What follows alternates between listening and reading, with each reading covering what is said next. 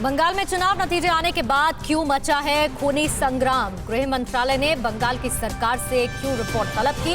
आज बीजेपी अध्यक्ष जेपी नड्डा बंगाल क्यों जा रहे हैं और बंगाल में हो रही हिंसा से जुड़ी तमाम बड़ी खबरें देखिए टॉप 9 बंगाल का खूनी मैप। पश्चिम बंगाल में चुनाव के नतीजों के ऐलान के बाद हुई हिंसा को लेकर केंद्रीय गृह मंत्रालय ने राज्य सरकार से रिपोर्ट तलब की है। बीजेपी ने हिंसा में अपने 9 कार्यकर्ताओं के मारे जाने का आरोप लगाया है। 2 मई को कोलकाता में बीजेपी के दफ्तर में आग लगा दी गई थी। सोमवार को भी पार्टी के 2 कार्यकर्ताओं की पीट कर हत्या की खबर है।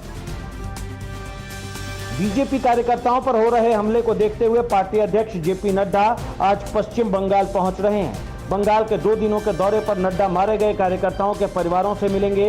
इस बीच पार्टी ने पश्चिम बंगाल में हुई हिंसा के विरोध में कल 5 मई को देश भर में धरना प्रदर्शन करने का फैसला किया है। पार्टी ने कहा धरने के दौरान कोविड प्रोटोकॉल का पूरी तरह से पालन होगा।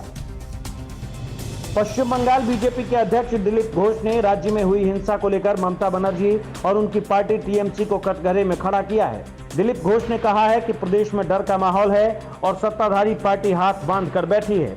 पुलिस कोई मदद नहीं कर रही। घोष ने कहा कि उन्होंने इस मसले पर राज्यपाल से मुलाकात भी की है। उन्होंने कार्रवाई का भरोसा दिया है।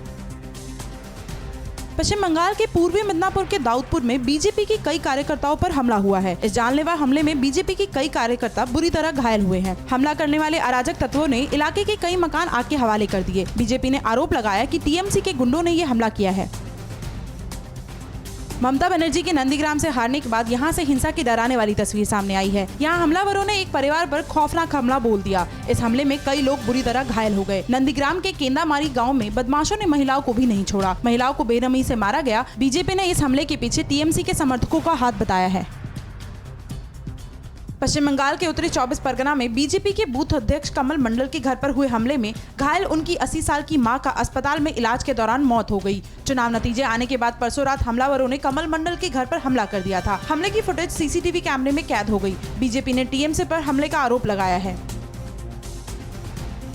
बीजेपी के वरिष्ठ नेता स्वप्न दास गुप्ता ने आरोप लगाया है कि बंगाल के बीरभूम जिले के नानूर में विस्फोटक हालात बन गए हैं। उन्होंने ट्वीट कर कहा कि हिंसक भीड़ से बचने के लिए हजारों हिंदू परिवार एक मैदान में जमा है। महिलाओं के साथ छेड़छाड़ भी हो रही है।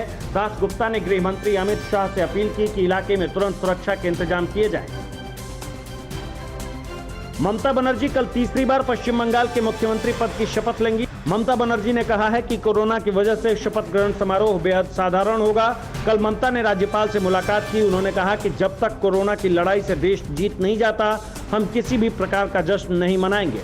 ममता ने कहा हमने विनाश के रास्ते को रोका है।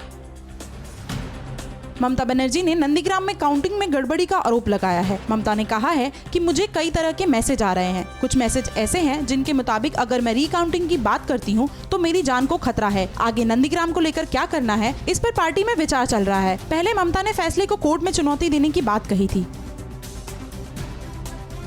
अड़ी सोमवार से शुक्रवार शाम 6 बजे सिर्फ TV9 भारतवर्ष पर।